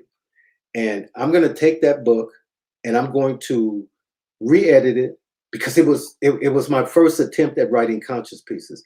Okay. I had this piece called 65. And 65 was 1865, 1965, and 2065. And you're still not free. Yeah. So imagine all those years we've been going and nothing has happened. That's like that piece I sent you called This Must End. Mm-hmm. I just saw that a minute ago. Yeah, that piece right there was the piece that I recited on the show, and then I got an inbox and said, that is so dope. Yeah. And so, and when I was writing that project, If Life Were a Movie, another thing about that project, and I'm gonna say it on this show, so how many people are listening, you get to hear something about being creative in your writing. I actually wrote the table of contents. I wrote down every title before I wrote the poems. All right. The table of contents is a poem. All right. That's how dope that is. So when you see If Life Were a Movie, you read the table of contents, you'll be reading a poem from that. Wow. That's dope. Yeah. And so I had to challenge myself. That was a challenge that I did to say, I'm going to write down these titles, and however this comes out, that's going to be a poem. That's going to be a poem. And then I'm gonna write these poems after I write all these titles down. That is just that's a challenge for any poet, for Yeah. any author, right? Anybody who writes, that should be a challenge. Oh yeah, it's definitely a challenge. And then for each one of those poem titles, you know, and every line it just came out, you know. So I wrote to each one of those titles, and then I wrote the poems. And so it's dope. I'm trying to learn it so that I can spit it at any event. Yeah. And it tells a story. So the table of contents tells a story. Then the poem gives you more insight to what I just said. I think that's fly. Yeah. And then so I wrote this other project, and I titled it Her. And then my editor says, he says, all right, somebody already wrote that. I'm like, damn. Okay, so now I'm getting like, okay, so what am I gonna name this book? And so then I said, okay, I got to think of another name. So then I called William Washington. I said, I need an acronym for the word here. And he gave it to me. Wow. And it's dope. And I put it in a poem, and I said, her essence resonating endlessly through me. Okay, so and I tell people, don't be so caught up in thinking that nobody could tell you something. Right. You don't know everything. I don't know everything. So in that particular project, it's already done. It's coming out this year. Every poem in that book has the word her in it because it's all about her. All about her. Wow. Yeah. So when you're reading it, it's like it was murder and I wrote it. Could have been me on the edge of this pen, but it's you. I'm writing it. And in that poem, I say the word her. So and I wrote that poem. I was listening to a show, and a lot of poets were doing stuff about murder. I said, well, I want to do something about murder, but not really. But I want to use that line that I just thought of. It was murder and I wrote it. Yeah. So, and then that's a play on it was that show that used to come on. She Murder She Spoke. Yeah. Yeah. So that's it. That's it. Yeah. I'd like to see I'd like to see the whole performance with you, right? Like in like to be so this okay, I'll say this. So I saw Talam Acey on video. I never saw him live. Okay. He has that one poem, pulling a wedding dress through a wedding, pulling a sundress to a wedding band. I think something like that. I don't know if you're familiar with it, but it's something pulling a sundress to a wedding band. And I think people got it more after they saw him perform it, right? And so what I'm saying is, I'd like to see what the whole Darkman Blues essence looks, feels, and tastes like in person. Oh, you know what I mean, dude? I was performing at this one place, and it was a cook way back in the back of the audience. You know, they had the little thing you could see. And when I spit this poem, I reached out my hand to her from the stage to all the way back there, and she knew that I was talking to her.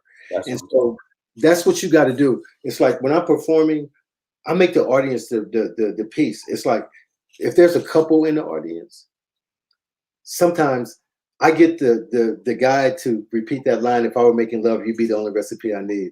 And since some guys come up and they thank me afterwards and like, oh, thank you. I did a private party once. I was doing it with dope poet. Her name was Felicia Cade. Okay. And I was doing a private. She invited me to come. She says, I'm doing this private party. Can you come and spit some poems with me?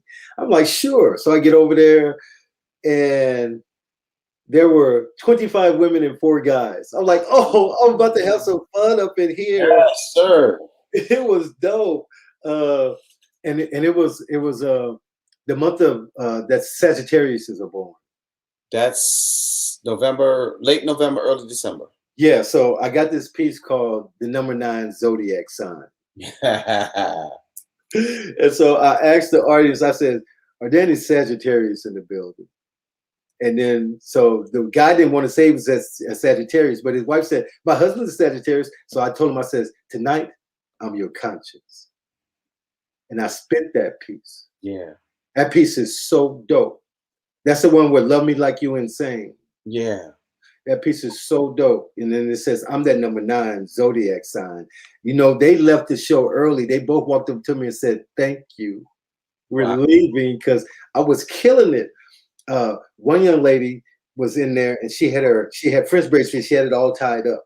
And I spit that piece, I love your hair and the way you wear it. I'd love to take it down and run my fingers through it. See, that piece has so much movement in it that I could tell it to a lady with short hair or tell it to a lady that has a lot of hair. Mm-hmm. So when we took a break, when she came back, she let her hair down. She let those braids down and they were just flowing everywhere. I'm like, Yeah, she yeah. got it. She And got then it. you talking about being erotic. In that piece, it says, let me explore every hills, valleys, and peaks too. So I just described 3 parts of a woman's body in that one line. Right. Saying the A word, the P word, and that other word. And that was it. There is, I do, I love to freestyle. I was a freestyle MC before I really got into poetry like I am now, right? Before poetry became my life. And one of the things that I do, when we started our open mic here, I needed something to get the crowd more involved. And so I would do a freestyle that I called Say Word. And what I do is I have everybody in the crowd say word together. So, take time, everybody saying it off, getting it in check. Then I everybody say it together. And I started playing it with Maxwell, whatever, whenever, wherever in the background. Uh-huh. And so the fellas would give you, and so everybody in the crowd would have to give me a name and I'll give me a word and I freestyle to that word right there on the spot. And so guys would give you those, names like, words like dog and doorknob and, nothing that was heated. Right. I had to work extra harder, but the women, they start off with love and kiss and blow and it works, right? And so what I loved about, I'm just going back to what you said about the couple. What I do with couples is I'll say, my man, I'm going to give you an alley-oop. You ready? And then now she's waiting for the delivery and he's nervous. And then, so I get it. It's like, that's what you want because it makes everything, in that moment, they are the show now. Oh yeah. And what makes it even doper is that when I have someone do that in the audience for me, I'll give them a copy of my recipe for love for free. So they get to take that home with them because they just became a part of my show. Sometimes I bring them to the stage and have them do it. I'm like, I need you to do this right here. Read that line right there. Yeah. That's all you need to do. You about to be the poet up in here. That's it. And you can take this book home and read the rest of it too. That makes the show. And you probably can sell all your books right after that. Everybody wants that book now. Oh yeah, definitely. And that book was one of the largest books because it had 216 pages. Wow. It actually had, when I originally wrote it, it had 269 pages because I'm playing on words. Yeah. It takes 2 to do 69. So that's what that wordplay came in. But then, and so the book that I published with this publishing company, I took out that first, it wasn't, I just selected poems from that book to take out. And then that's how I lost those pages. I gave them 50 poems. And that's why I lost my 269 pages and it came to 218. So that was it. And I said, okay, well, 218 is good. And I put my recipe for love out. And then, like I said, and I had already written thousands of poems before this. I had thousands of poems to select from. So then I decided that, okay, I'm not going to do books like that anymore. I'm going to write a book in a book, that only book. And these are the poems that are going in that book. It's not going to be, I'm going to select and put poems into a book. I'm going to write this book. This is the title of this book, like scripted. I had this book called Scripting My Affection. And so I was writing Scripting My Affection, but I also was planning on writing 3 other books at the same time. So then I had a book called Complicated Passions Off Paper. These are things I'm going to say off paper. And then I had, the other book was called, what was it? Insatiable. That book was called Insatiable. It's a gold edition and a white edition. The gold edition is still for sale, but the white edition is not. And then I had the book, it was called Love Entelechy. So I made up a word, Love Entelechy. Entelechy.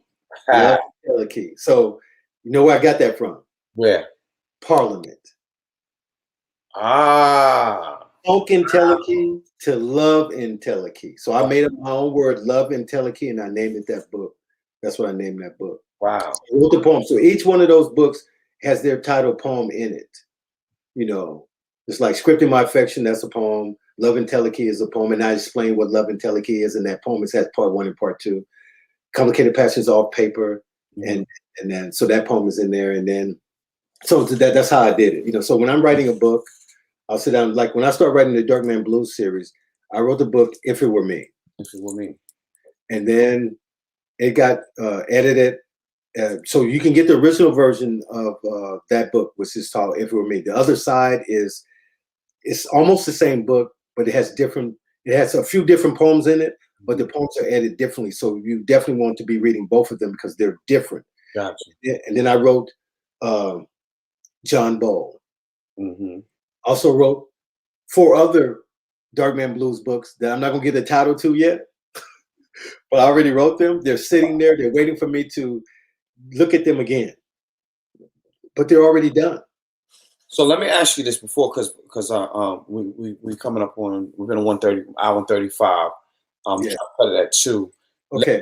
How can people buy your book? How do you prefer them purchase from you?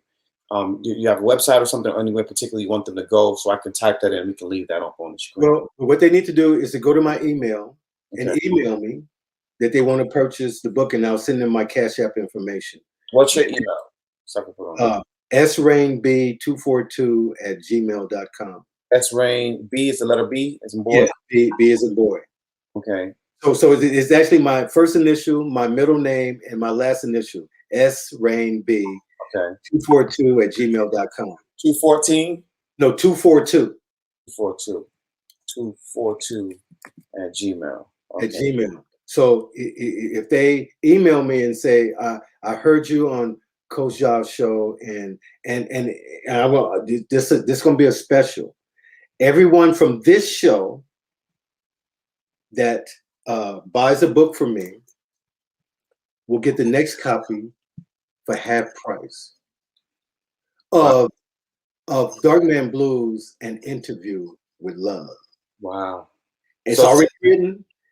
It's already, and in fact, let me see if I can show it. Yeah. You can see it right there. It says An Interview with Love. So I put it on there so people can see it. Yeah. On this book cover, it says An Interview with Love. That's the next book that's coming out.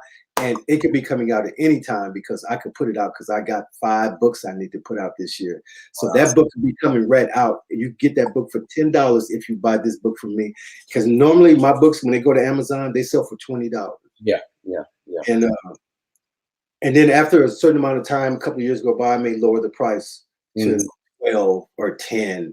But right now, when my books come out on Amazon, they sell for $20. Now this right here is this book right here is a $25 book, but that's mailing and everything. Black pages too, right? It's got black pages, and it costs me more to print. You know, because I guarantee you, if you look inside these black pages right here, you ain't seen black pages like this because I picked good paper.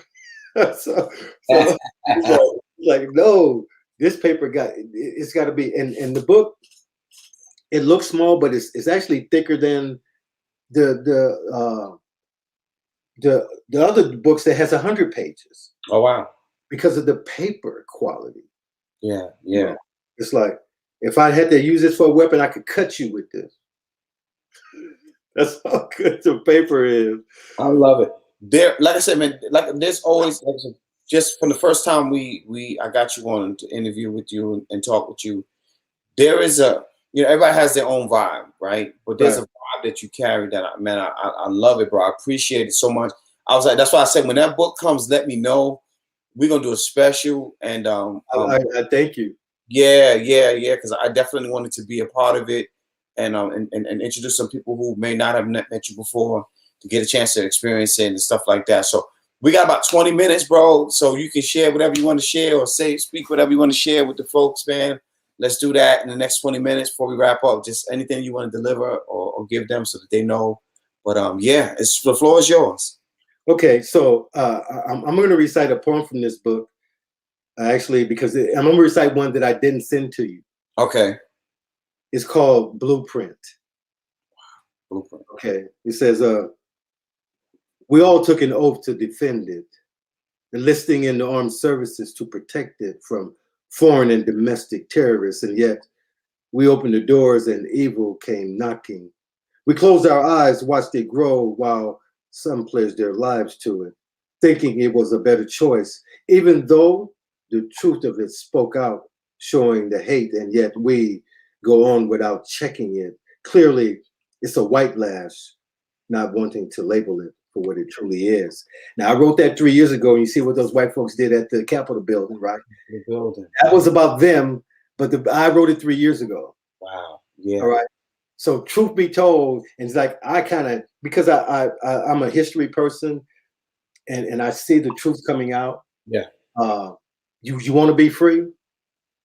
You're not going to be free following the same story that they give you. Mm-mm. No, that's where 65 came in. Yeah. 19, That's a heavy. 5.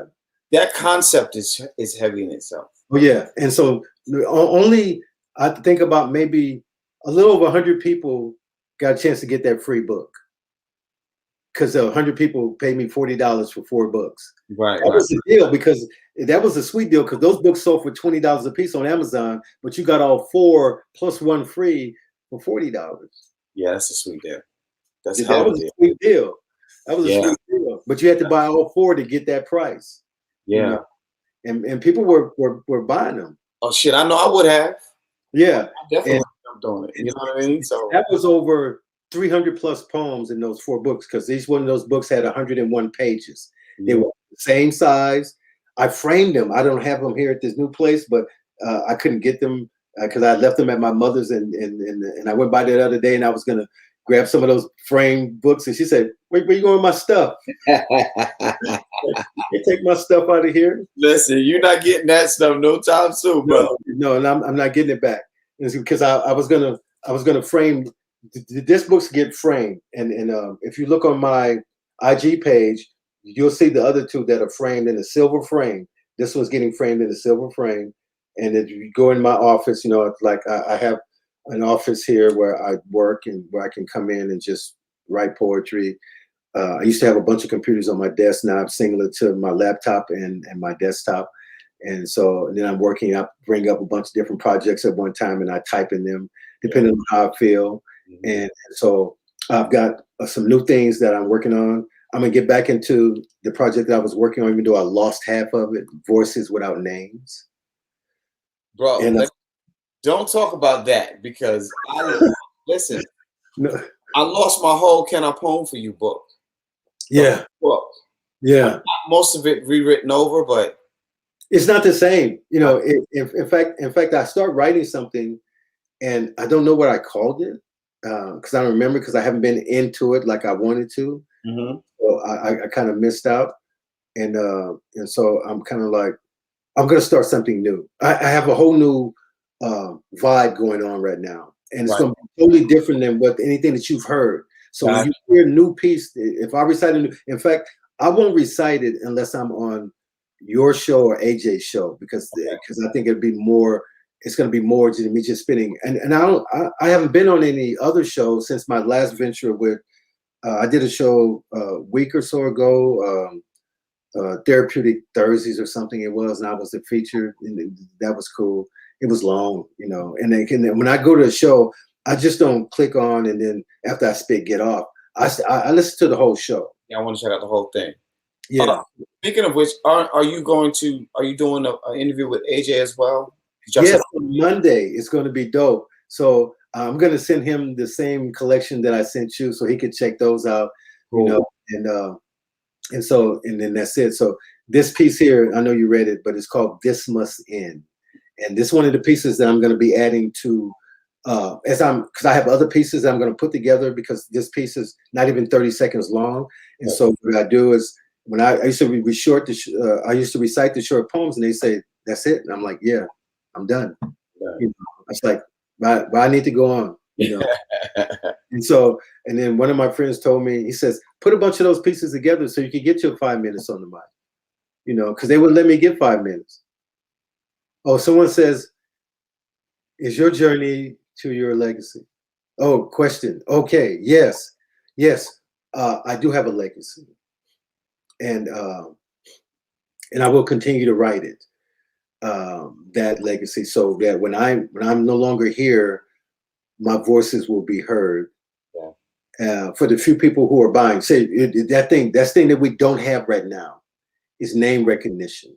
Yeah. No one wants to let us get out there. You got to have some name recognition to get your book out. And phenomenally, I will tell you that I did a book signing at Barnes and Noble, and someone told me it was a big deal because you don't get a book signing at Barnes and Noble. Wow. Yeah, that's sweet. Yeah. So they love me enough. When I walked into Barnes and Nobles and I asked them for, could I get a book release, and they said, well, who are you? I says, well, you could Google me. You know what I mean? And they did. And they said, you got all these books? I'm like, yeah. They said, okay, what day you want your book? And then they just gave me a date. And then I had a book release at Barnes and Nobles for that book right there, Love in the Conversation. Man, that's sweet. That's sweet. And then they bought the whole Foreplay series and put them in the store too. That's what I'm talking about. Those are the stories I want to hear about. You know what I mean? Those are stories I want people to know that, listen, this is what we do because this is what we love. You know, we you know, we'd love to be rich from it, but whether we're rich or not, we're rich in the fact that this is our hearts. You know what I'm saying? This is what we love to do. And so when it happens and there's magic that comes from it, I mean, in this, you got your, you know, I mean, a book signed at Barnes and Nobles. I've not known a poet who has done that. Yeah. Yeah. And so and they wanted me to come back and do another. Wow. For my next book. Okay. So but it's pandemic right now. So yeah, pandemic. But here's what I'm gonna say this quick. Those of you who are writers, whether you're a poet or whatever, it doesn't matter what genre you're in, now's your time to build your stock. And see, when it opens up, you should be able to flood them with all kinds of. Well, I got 4 books coming out right now, so there's flood in the stock right now. Yeah, that's it. You know, so I've got a book called Samuel Rain Finding Me, and that's when I dropped that piece. She was a motion picture I wanted to star in. You know, and that's dope. That's dope. And that came from She Was a Love Poem and Didn't Know It. Now she's a motion picture I wanted to star in. Not just acting. I wanted that Dark Man Blues thing. Love the Queen. I wanted to hero myself in, taking chances, loving her like she wants to be. So I told her, take this like you own me. No doubt I'm about this life, 2 souls becoming one. If it's you setting the scale for me, asking when my love's in need, speaking R.I.P. to the love I used to be addicted to. Yes, I found myself addicted. I had to drop digits. My wanting to hear sexy, damn, I wanted to taste it. Like a drug, it had me. It was like confirmation, and in another moment, I had to have it, making those pillows scream once again. To have her taking me deep like my dreams, it's got me addicted. You see, it's been a while since I've tasted beautiful. Arousing herb tones, she be black coffee in my mornings. Her essence flows through me. I tell her she's that preview to my pain. We love hard. Have you ever felt black rain? I could never let her go. She tells me the same when she says, I'm your fiend, Dark Man. She's off the chain. Call me the Mackin game. I'm just hungry for her love. I show her Samuel's Rain. Now that's 4 poems from the new book, Samuel Rain Finding Me. So the magic in that, bro, I thought that was 1 poem. That's 4 poems. That's the magic I'm talking about. Yeah. Because you didn't miss a beat. It flowed perfectly to be, oh, wow, that's dope. Yeah. That's dope. Bro, I told you, anyway, man, I was like, man, hell yeah, please come on my show. When you told me something was coming, I said, please come here and let me interview, because I actually love the work. I love the showmanship. There's a difference between reciting a poem and living a poem. And I tell people, you can live a poem in so many different ways, but you have to find one in that moment. And when you find the right way to live in that poem, the poem becomes something different. Oh yeah. Now that book's coming out. It's called Samuel Rain Finding Me. It also has it's got some dope poems in it. Like I wrote this one. It says, I'm adjusting my flow. No, let's see. You got my pen inking. I'm adjusting my flow now. Read this like you want to be part of me. Mm. Going to be dope. Yeah, bro. Read that, you know. Yeah. And so, and then I dropped another one where it says, I thought of you, so I wrote a poem. And then they can read the rest of it when it comes out. Yeah. Yeah. Yeah. So then I wrote those books. It's Samuel Rain Finding Me. It's a, and this book, it's a Dirtman Blues book, but that's If Life Were a Movie. And that's what I sent you, a little snippet of that. Yeah, man. I'm gonna be doing some writing, just reading this work. Yeah. And then the book here, which is Her Essence Resonating Endlessly. And I'm gonna put out another book that's called The Conversation. So it's the sequel to this book right here. It's called The Conversation that I wrote with another poet. Mm-hmm. And she heard me spit. She was a love poem and didn't know it. And then she wrote, I never knew I was a love poem until he read between my lines. And she promoted me in that poem so much that you know, people thought we were dating. I'm like, no, we're friends. Right. You know, and then she dropped a line and compared me to Langston Hughes. I'm like, damn, I'm dope now. Shit, I'm dope now. Shit, I got compared to Langston Hughes. I'm the shit. I'm gonna say two things. First of all, that line is probably the most classic line I've ever heard, and I so want to rewrite that line. I want to find a way to rewrite that line, right? But here's something that I want to tell you. So the very first editor that edited my books told me that I sound like a young Langston Hughes and a Claude McKay. I was like, yo, like, so if y'all don't know who these poets are, go research them. Yeah. It is such an honor for someone to say you sound like a Langston Hughes. You know what I mean? If they can read your work and say, listen, you take me to this place, that is amazing, man. Yeah. Oh yeah. So when I'm going to be reading your work, you know, and so this is another thing that I will tell poets, and I want people to pay attention to this. When people go to Amazon and they take a look inside your book, give them something to read. Not the table of contents, not your acknowledgments, not all that other stuff. When you open up this book right here, Love in the Conversation, and you start scanning through the pages, you get to read a poem that's not even in the table of contents.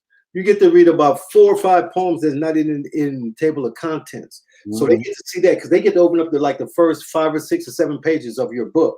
And if it's all cluttered with who you are and acknowledgments and all that stuff, they don't get to read nothing. They don't know who you are. Right. But if they open up your book and get to read a poem, in all of my books, my mission is to put a poem on that second or third page because I want them to read something about complicated passions. I don't care. And so the poem that I put in here in this Love in the Conversation that they can read first, it says, Love called, said, where have you been? Said she missed me, said, I've complicated her passions, told me the things she wanted to do. Love said, now you know. So they get to read that first. You know, I didn't read it well, but you know, hey. But there's, I mean, I'm a person who jumps into the wording. Yeah. I'm listening for, like AJ said, I'm listening for the pictures. Yeah. Oh yeah, no, there's some dope pieces. In fact, someone read a poem to me, and I sent it to you. It's called For Life. Okay. Did you see that one? I didn't see that one yet. Yeah. I think it's on the last page, For Life. You definitely want to read that one. Okay, cool. The one you read was dope. I love that piece. Well, I need somebody to ink like me. I was like, oh, For Life is right here. I got it now. Yeah.